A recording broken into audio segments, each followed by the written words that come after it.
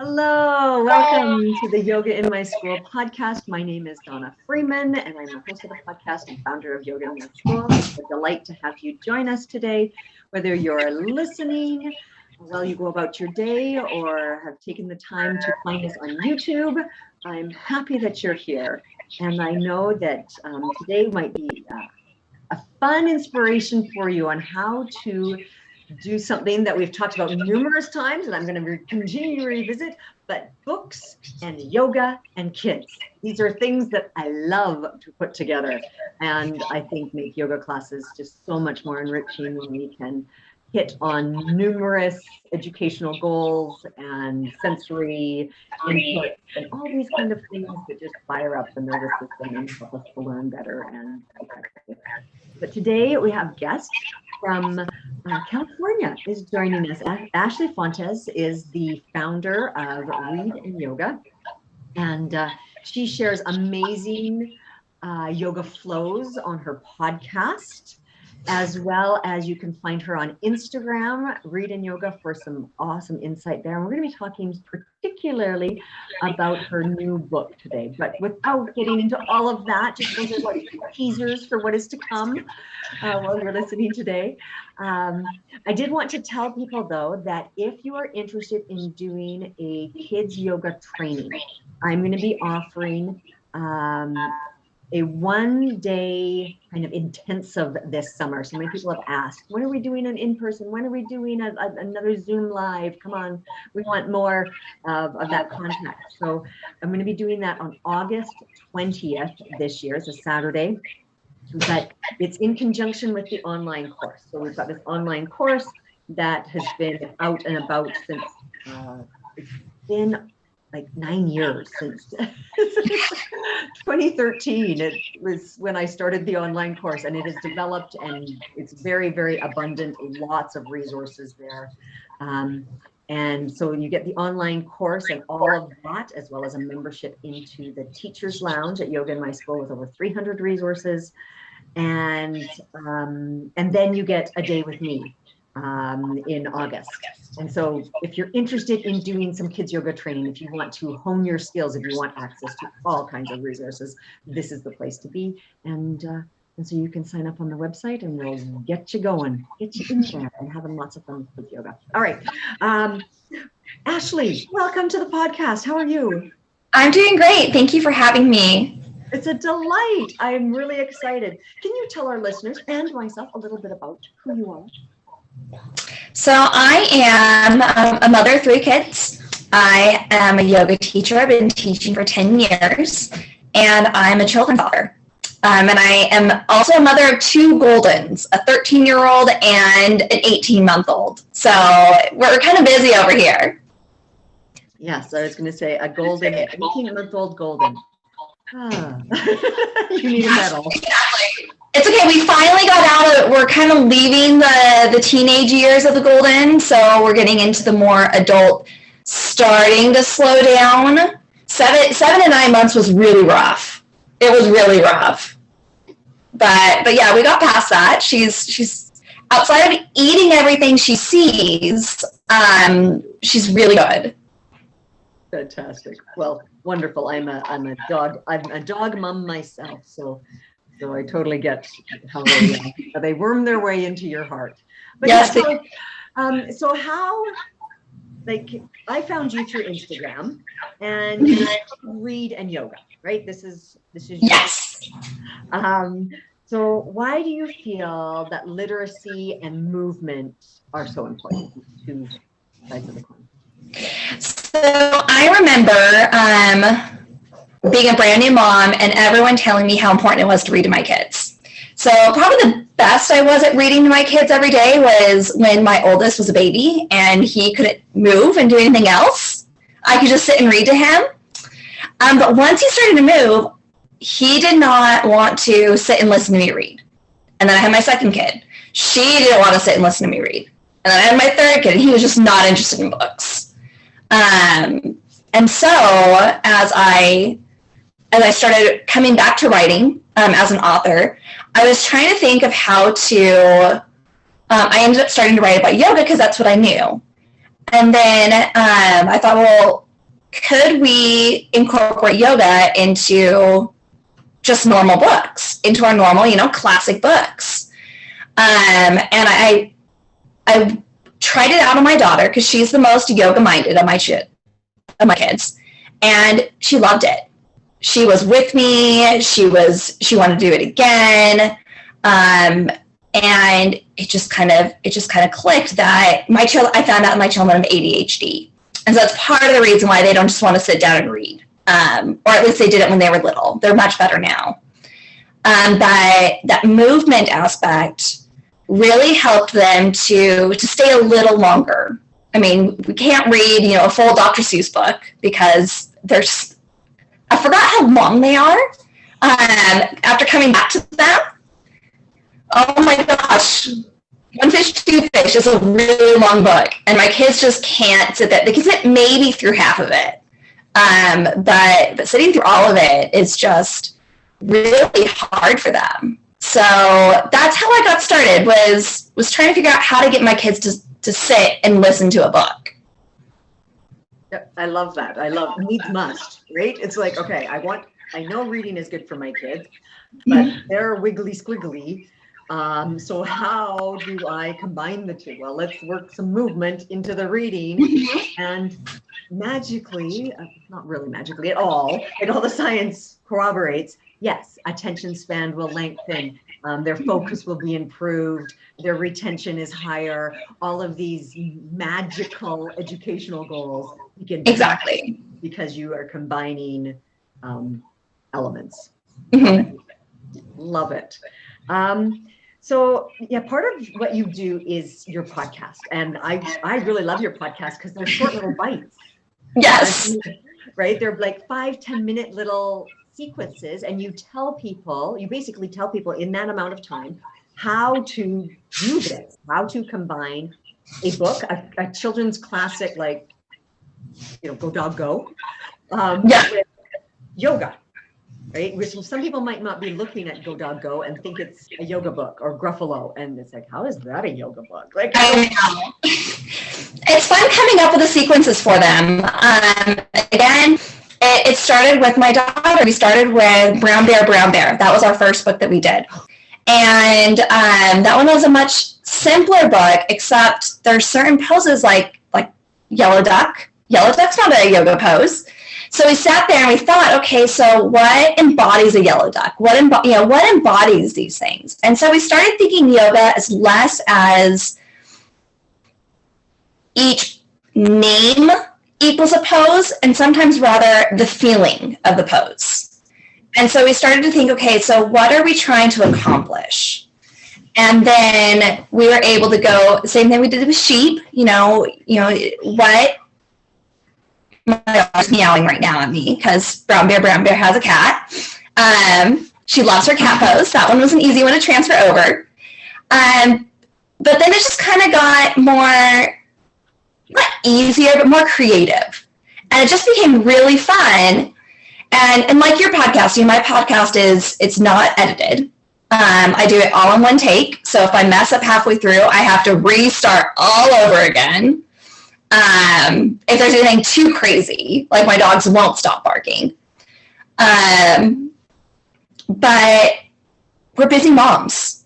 Again, kids' attention spans are short. Like, let's figure out how to do it really quick, and then let's implement it, and then let the kids have fun. I love that. And I love what you're saying about just finding the essence of something. It's like, well, what are we trying? Like, what might it look like? And it might look different to different people. Right? Like, it's like, well, here's one version. Exactly. Right. And I love sometimes opening it up to kids to say, what do you think a sheep pose would look like? Like, it's not on Light and Yoga. Iyengar, like that. No, well, I'm an Iyengar yoga teacher. So Light on Yoga is my Bible. And so when I teach yoga, when I teach kids yoga, I teach them the actual names of the poses. But then when it comes to the books, it's like, okay, now let's be creative. Now it's your turn. I've taught you the basics. Now let's see what you can do. Yeah, yeah, I love that. And allowing them to discover their creativity Mm-hmm. through movement, through literacy, through all these things, and making it their own. It's like, yeah, that's the version that I came up with. Like, well, I prefer your version over mine, so let's do yours. Yes, exactly. Fantastic. So you now have a new book. Tell us. I do. Yoga Fables. Yes, it is. It's been a labor of love. I have a fantastic artist, illustrator. His name is Vikas Alfeo. He's actually from India, and he's very familiar, again, with the Iyengar method. So he's done all of my illustrations for my website. So it's been fantastic working with him.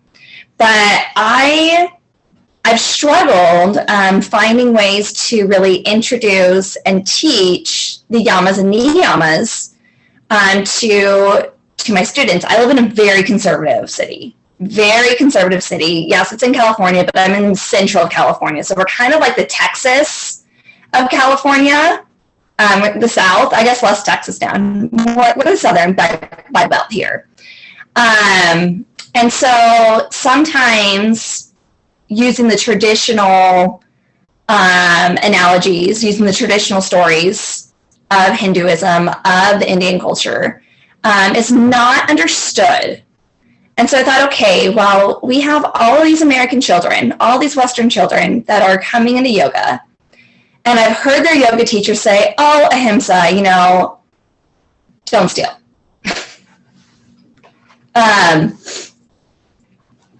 Oh, you shouldn't hoard. You shouldn't take more than you need. And I thought, okay, there's got to be a more in-depth way. And I grew up as a child reading as many fables as I could. I read all the Hans Christian Andersen. I read Grimm's Brothers. I had a big world book of fables. I loved fables. I loved fairy tales. And it just kind of clicked that, well, maybe we should do kind of a Western version using the same values, using the values that are taught, and try to present it more in a way that American children can understand a little easier. So I also worked with some Iyengar teachers because they have a very good understanding. The ones I worked with have a very good understanding of the Yoga Sutras, the yamas and niyamas. And so they helped me kind of get these in the right path. When they started, they were kind of more like Aesop's fables, which are a little more sometimes punitive. So I have some punitive actions in there, and then we're like, oh, that's not really yoga-ish. So we came up with more of these really nice creative fables that I'm in love with. One of my favorites is nonviolence. There's a little boy, and he's just angry, so he's throwing a ball at a fence, and he's hurting the fence, and his sister sees this and has compassion on him. And she knows that he's hurting the fence, that it's not good what he's doing, but he's also suffering. And so she offers to play with him and allow him to, continue to throw the ball, to get that aggression out, to get those feelings out, but in a way that provides support, and then in a way that's not hurting something else. Yeah, lovely. I really like that. I'm intrigued with how you will have done, like Pahigraha and things like this. Like how? It's like, Yes. I'm intrigued with the yoga fables, because this is, for a lot of kids yoga teachers, they're like, well, I want to do more than just fun and games yoga. I want to get down to the essence of how to teach kids. So for me, what I had done is I had combined the Yoga Sutras with character education, which is seen throughout, schools. It's like, okay, how are we going to teach people to be kind, responsible, citizens in the world? right? And so I had taken the curriculum of Ontario, and they have like one character education quality of a year or each month, and I had put in Yoga Sutras into Very nice. the yamas and the niyamas, and this is okay. So if we're teaching courage, these are ways that we can do this using yoga tools, right? Yeah. And so that's how I had done it. But I love the idea that you're making these stories relatable to kids and saying, here is, like an example of this applied in real life. Now, how could then you do it in your own? Mm-hmm. Using, like you say, that the timeless quality of teaching through stories. Yeah. Love it. Okay, so where can you find Yoga Fables? Like, some people are listening and they're going, I need to get my hands on that resource. So where can we find Yoga Fables? So you can find it on Amazon. Right now, I just had a problem getting the print edition finished, so I have to redo that. But it's digital right now, so you can get it on the Kindle, and then it's going to be hopefully in the next week back out in the print edition. Seriously, but you can also, there's a couple Yoga Fables. I have a yoga activities book called Playful Yoga. And there's some of my yoga fables in the Playful Yoga, as well as some other little games and rhymes and other things that can be used in your yoga classes or with your kids at home. And people can get that on your website, readingyoga.com? They can get it on the website, or they can get it off of Amazon. Okay, fantastic. Yeah, so that's two different ways you can get a hold of the fables. Okay. Fantastic. So I love that you're doing so many things. You're an author, you've written a book. I know you've got this podcast going on. I totally stalked your Instagram the other day. and I love the fact that you have an Iyengar wall in your house that your kids play on. Mm-hmm. I was like, good idea. And I also have, I'm not sure if you saw it, but I also have an app. Yes. I did see the app, and I was trying to download it. What is the app called? It's called Playful Yoga. Okay. I was trying to It's find it. It's only on Android. Okay, that's why. Yeah.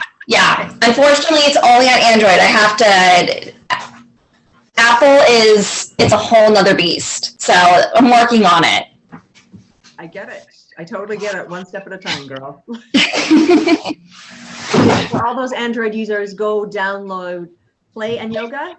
Playful Yoga. Playful Yoga. There we go. Yeah. Playful Yoga. Okay, go find it.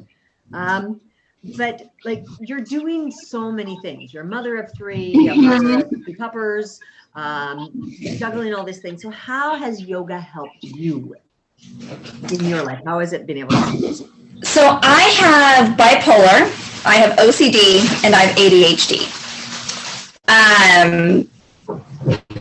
Yoga gives me grounding. I am not, because I am so busy, I am not the perfect yogi that does yoga every single day. Because of my bipolar, sometimes I can be really good and practice 2-3 months, straight in a row, an hour a day, fantastic practice. And then I go 2 months where, I stand in Tadasana, and that's my yoga practice for the day. I focus on my Tadasana, and I have a little 5-minute practice. And it's so different. And I have a hard time, again, with my OCD, feeling like, oh, I'm not the perfect yogi. I'm a teacher. I'm a kids teacher. I'm a mother. I should be doing better. But Mr. Iyengar, I was told by one of my senior teachers, Mr. Iyengar once said that the first 3 years of your child's life is your yoga practice. And that was just such a beautiful saying. Yeah, it's a beautiful saying, a beautiful understanding of motherhood and how motherhood is yoga. And they just align. And so whatever you can do on top of that, then is just perfect. Again, for me, it's that grounding. It's finding that peace that I need. And, and I'm looking forward. I'm able to start getting more. I'm able to start some classes. And so I'm able to have more grounding in my life.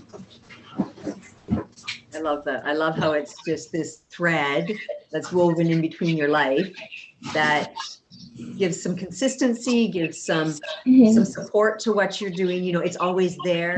Sometimes you'll dive deep, sometimes you'll just skirt the surface, but it's okay. And I think that's the same in my life. Like, I've been doing yoga now for 25 years, and like sometimes I'm all in. Yeah. Right. And other times it's like, you know what, I gotta back off for a little while. Like it just is.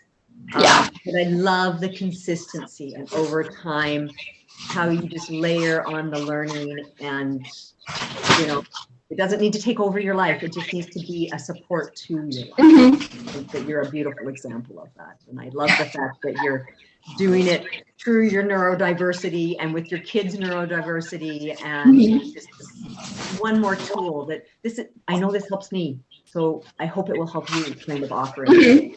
Exactly. Beautiful. All right, so I guess kind of the big question is, what do you hope kind of is the impact of what you're doing? Because you've got all these things going on. And so this work that you're doing as a yoga teacher, as a podcast producer, as a author, like what are you hoping to achieve? I'm hoping, it's a great question. I'm hoping to help people fall in love with yoga. I want kids to fall in love with yoga. Whether that's through, you know, reading a classic book and finding ways to do yoga throughout the book, or, you know, finding the Fables. I want kids to have different ways to fall in love with yoga because, you know, as I'm neurodiverse, as my kids are neurodiverse, there's different ways we approach things. And I saw that the way I teach yoga, the way I'm doing things, isn't the most traditional in the children's yoga world. And so I wanted to make sure that was an option for the families that needed it. And so I've been trying to do this, and I've gotten some really great feedback. I love it. I love that you're just like, I just want people to love it as much as I do. Yeah. Yeah. Right. I always, you know, because often with kids, especially when you're going and teaching classes or going into schools or things like that, you might be the only yoga experience that individual has, right? And I take that responsibility quite, like that's a huge responsibility. Yeah. If I represent what yoga is, and this is your one contact with that, then I want you to enjoy it. I want you to, this kernel of, that felt good. Yeah. There might be more there for me. And like you said, you're doing it in a little different view and your own way. And yes, we should all do that. It's like, don't be anybody else, especially in your yoga practice and how you teach yoga. And there's room in the yoga world for everybody's interpretation of it. And I think you're a wonderful, shining example of that. So thank you. All right, my dear, is there any last advice you'd like to give people for as they kind of walk through their library and go, I don't even know where to start? Like, how do I start this read and yoga thing? So my first advice I give all parents is don't expect your child to stay the first time. Like they may stay for 30 seconds to 5 minutes. Like, you know, just accept it. Your child did 2 yoga poses. Congratulate them. That's perfect. Perfect start. And when you're going through your library, again, you know, the best way, some poses are going to be easy. You know, there's going to be easy adaptions, but then, you know, you get something like the Gruffalo, and you're like, okay, what yoga pose is the Gruffalo? And so talk to your kids, you know, figure out. So for me, I was like, oh, Gruffalo is a monster. And so I used, I used like a sea monster, with the hands behind the back on the belly. Mythical monster. It's mythical, not sea. Mythical creature. And so that's how I approach is what am I looking, what am I trying to do? Well, do I want to do like a backbend book? You know, do I want to do like an all-around book? Like what feels comfortable? What feels good? And then just take time before you read the book and create your own sequence. And then go back and you can read the book with the kid and help them have that sequence. But be prepared. Yes. Yeah. Be prepared. You know, like I'm always like, be prepared. Like, definitely read the book through so that you know where you're going. Yeah. And how you think it might unravel. And Yeah. then be prepared for the kids' creativity to add to that. Exactly. And be open to adaptations as it goes. Yes. My daughter's passing me notes as we go. Fantastic. All right, my dear, where can people find you to learn more, to appreciate your inspiration and all that kind of stuff? Where are you in the web? I've kind of monopolized read and yoga. So if you type in read and yoga, you should be able to find my website is www.readandyoga.com. Instagram at read and yoga. I am on Twitter, but I'm not very active on Twitter. But again, at read and yoga. Yeah, look up read and yoga, and you will find me. Fantastic. It's good. You know, you got a handle and you've used it. Fantastic. Leverage. Yeah, pretty much. Good for you. All right. Thank you so much for your time this morning as you're starting your day, and I really appreciate it. And your work. 1 second, Donna. My daughter wants to say something too. I'm on read and yoga too. I know you are, and you're famous. Really? Yeah. You're famous? We're famous. Yay! All right, go to school, little girl. She wanted to make sure that everyone knew she's a little yoga teacher on Read and Yoga too. She has videos up. Fantastic, and I love that. And when you look back, I'm like, my kids are in my book and are in many of my videos on YouTube, and I use neighbors' children. Mm-hmm. It's so fun now that they're in their 20s to go back and say, oh, weren't you cute when you were 5? Exactly.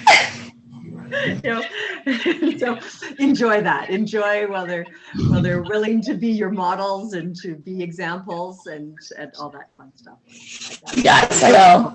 Wonderful thing for you, the two of you, to be doing together. All right. Thank you so much. I appreciate everybody listening. If this has been of use to you, please share it with somebody. Maybe somebody came to mind as we were chatting and you're like, oh, I know a librarian, or I know a yoga teacher, or I know somebody who's neurodiverse who might be inspired by this work. Hi, Mom. Share it. Share it with them and help us, share the kids' yoga love anywhere that it might land. All right. Thank you very much, Ashley. Have a wonderful day. And until next time, everybody. All right. Thank you.